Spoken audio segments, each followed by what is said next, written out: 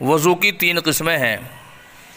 Number 1 فرض، یعنی نماز پڑھنے کے لیے، خواہ فرض ہو یا نفل، اور نماز جنازہ، سجدہ تلاوت اور قرآن کو چھونے کے لیے بھی اس آدمی پر وضو کرنا فرض ہے جس کا وضو نہ ہو۔ اور دوسری قسم واجب ہے کعبے کے طواف کے لیے۔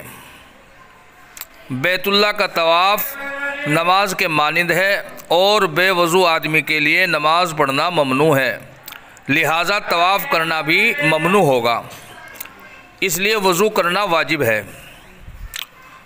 اور تیسری قسم مستحب ہے، طہارت پر سونے کے لیے اور جبکہ نیند سے بیدار ہو اور ہمیشہ باوضو رہنے کے لیے، اور وضو پر وضو کے لیے غیبت کرنے، جھوٹ بولنے، چغلی کھانے اور ہر قسم کے گناہ اور برا شعر پڑھنے اور نماز سے باہر کھلا کر ہنسنے کے، اور مردے کو نہلانے اور اس کے اٹھانے کے بعد، اور ہر نماز کے وقت، اور غسل جنابت سے پہلے، اور جنبی کے لیے کھانے پینے سے سونے اور صحبت کے وقت اور غصے کے وقت، اور قرآن پڑھنے، حدیث کی روایت کرنے اور کسی علم شرعی کے پڑھانے، اذان، تکبیر اور خطبہ دینے کے لیے، اور حضور صلی اللہ علیہ وسلم کے روضہ اطہر کی زیارت کے لیے، عرفات میں وقوف کے لیے، صفا و مروہ کے درمیان سعی کے لیے،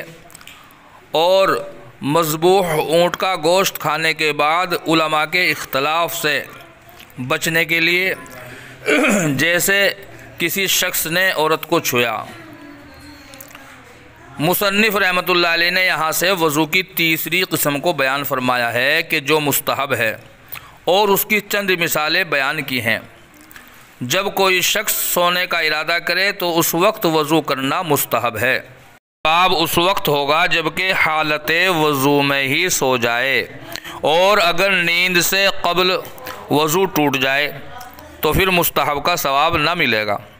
اس کے بعد فرمایا کہ جب نیند سے بیدار ہو، اسی طرح ہمیشہ باوضو رہنے کے لیے، اور وضو پر وضو کرنا بھی مستحب ہے جبکہ اس سے کوئی عبادت کر لی گئی ہو یا لمبا وقت گزر گیا ہو۔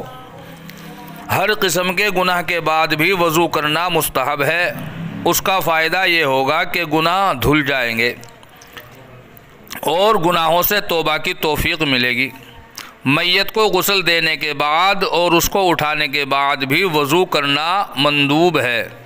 ناپاک آدمی کے لیے کھانے پینے، سونے اور دوبارہ صحبت کرنے کے لیے وضو کرنا مستحب ہے۔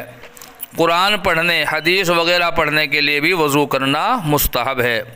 اسی طرح اذان باوضو دینا مستحب ہے، لیکن اگر بغیر وضو کے اذان دے دی تو گنجائش ہے، اور بلا وضو اقامت کہنا بہرحال مکروہ ہے۔ حج کرنے والے کو 9ویں ذی الحجہ کے بعد زوال وضو کرنا مستحب ہے۔